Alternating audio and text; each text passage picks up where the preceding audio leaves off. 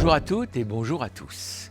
Eh bien, nous voilà arrivés dans la deuxième partie du mois d'août et on rentre, on finit l'été et juste avant cette fin d'été, c'est la période des boutures. On va donc vous faire des séries de boutures sur différents végétaux. Donc je vous laisse le soin de regarder les premières, de faire vos commentaires comme vous en avez l'habitude, et je vous dis à bientôt. Comment et quand bouturer la lavande? Alors on peut couper les fleurs des lavandes, si vous avez des pieds de lavande comme ça. Alors ici on a toute une partie qui ne nous est pas vraiment utile, donc voilà. Après on va détacher des pousses là, sur les rameaux du bas. Et on va décoller, on décolle, donc il ne faut pas les prendre trop petits, une dizaine de centimètres au moins quoi. Au préalable on aura donc fait un récipient, donc vous voyez vous les détachez et vous les mettez comme ça. S'il y a des feuilles de base, on les retire et on serre à la base tous ces petits rameaux pour avoir une super potée de lavande et après on les remet dans le sol et on aura des nouveaux pieds de lavande à nouveau. Donc vous voyez un système quand même facile, très économique, que je vous recommande bien sûr, parce que moi c'est toujours comme ça que je les ai reproduites mes lavandes. Vous voyez, vous avez un rameau comme ça, on peut les recouper au sécateur si on veut. C'est pas une obligation, il faut juste retirer un peu les feuilles du bas. Mais c'est quand même très simple à faire, vous voyez. Et on est dans la bonne période pour le faire, donc je vous invite à le faire. Voilà.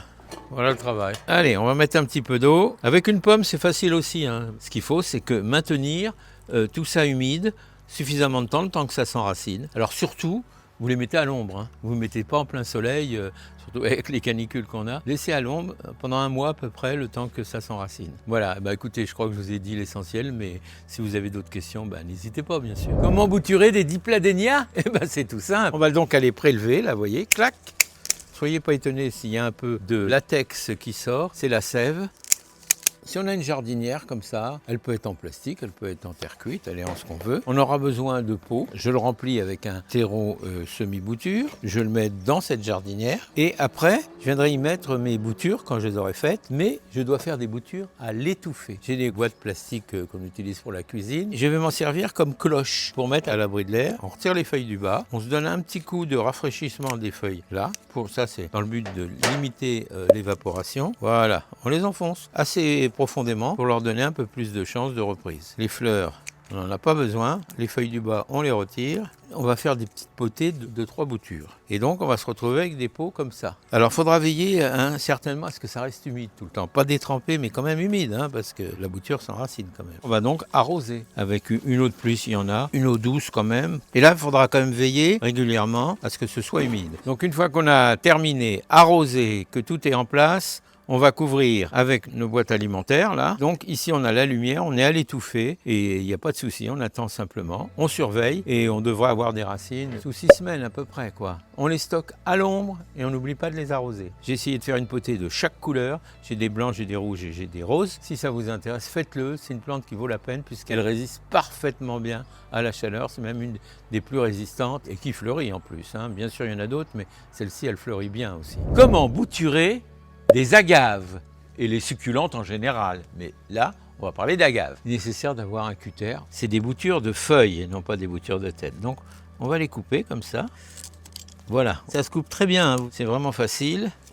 Alors on ne va pas les repiquer tout de suite par contre, il faut absolument donner du temps au temps. Il va falloir laisser la plaie sécher un petit peu. Donc on la laisse pendant 2 jours environ et dans 2 jours on pourra la mettre en terre. 30 heures plus tard, j'ai rempli des pots avec un terreau adapté, c'est-à-dire un semi-bouture, un terreau cactus éventuellement. Et là je vais les mettre comme ça, alors assez droite si vous voulez, ça pique pas vraiment mais il faut quand même être prudent. On les enfonce quand même relativement, on les met pas du tout en plein soleil pour le démarrage. Un mi-ombre c'est parfait. La période c'est là, c'est l'été, avant septembre si possible. Et bien nous voilà avec 6 boutures d'aloe vera. On va mettre un petit peu d'eau, que le terreau soit bien humide. On gardera un terreau humide mais pas détrempé quand même. Vous savez que c'est pas une plante qui raffole d'eau mais il en faut quand même un peu.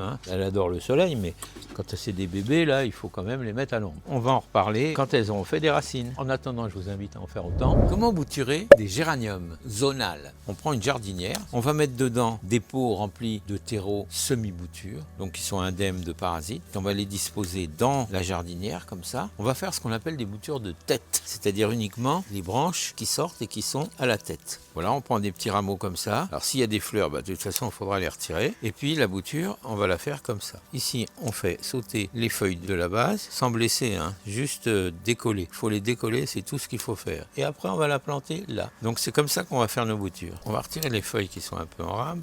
On va recouper quand même une coupe sous un œil. Hein. On va retirer toutes les petites folioles qui sont là. Et ensuite, il n'y aura plus qu'à la mettre directement dans notre pot. Ceux qui n'ont jamais fait, rassurez-vous, c'est pas compliqué du tout. Il faudra garder une terre humide, mais pas trop. Hein. Il vaut mieux que ça sèche un peu plutôt que trop humide, sinon vous allez favoriser la pourriture. Il faudra bien entendu faire la technique de ce qu'on appelle à l'étouffer. Donc l'étouffer, c'est utiliser une cloche. Donc nous, on s'est fabriqué une petite serre comme ça. On va les couvrir avec des boîtes plastiques Tupperware, blocs alimentaires qu'on trouve dans les commerces à des prix très intéressants. Et voilà, donc ici, on se retrouve avec une petite serre et à l'étouffer. Il y aura juste à vérifier l'humidité de temps en temps. Alors, ne soyez pas étonnés s'il y a de la condensation le long des parois. Elle va retomber normalement et c'est elle qui aussi arrosera les boutures. Humidifiez régulièrement quand même. Comment multiplier et bouturer le pourpier? Ça fait des fleurs oranges, mais les plus communes sont les violettes. Et il y en a plein. Ça vous fait un couvre-sol. Ça veut dire que si vous avez un talus, n'hésitez pas à en mettre, vous n'aurez plus d'herbe et vous aurez qu'une floraison tout l'été. On prend des beaux rameaux et ils ont tendance à se développer et vous voyez il y a déjà des petites racines qui sont là en train de se profiler, donc on va les mettre. Moi mon conseil c'est d'en mettre déjà 2 par pot, c'est déjà pas mal. Hein. Alors là il y en a plein les talus, hein. Vous en voyez tout le long des routes, demandez ou pas la permission au propriétaire d'en prendre et il vous le refusera pas parce que franchement c'est... Puis si vous le refusez, c'est avec votre conscience que vous réglerez le problème. Hein. Voilà, il s'agit de les repiquer comme ça, c'est assez facile. Le tout c'est que ce soit en contact avec le sol, vous voyez, comme ça. Vous voyez j'ai déjà des racines là quand je coupe ça. Alors j'ai quand même retiré les feuilles du bas. Et hop, un doigt, hop, et voilà. C'est peut-être un des trucs les plus faciles à multiplier. Vous voyez. Ça lutte contre les mauvaises herbes, c'est joli, et c'est très résistant, donc on n'a que des avantages. Alors bien entendu, quand on a terminé de les mettre en terre, on va les arroser. Ce que je voulais vous dire d'important, c'est une plante qui supporte extrêmement bien la sécheresse et qui ne raffole pas de l'eau, parce qu'un excès d'eau va les faire pourrir.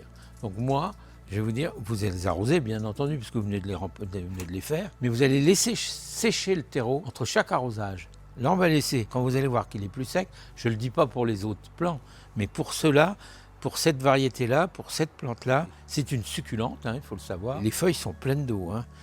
Certains les mangent en salade également, hein. Sachez que c'est possible. Mon conseil, c'est laisser bien sécher entre chaque arrosage, puis arroser, et vous aurez des racines normalement environ 4 semaines. Croyez-moi, c'est un couvre-sol extraordinaire qui résiste bien au froid également. Il revient chaque année, c'est une vivace, hein, et qui vous redonnera chaque année plus de plantes et plus de fleurs. Donc vous pourrez continuer à les multiplier. Hein. À vous de voir, à vous de jouer, mais croyez-moi, vous ne regretterez pas d'avoir une bordure en Dolosperma. Donc vous venez de visualiser une série de 5 boutures.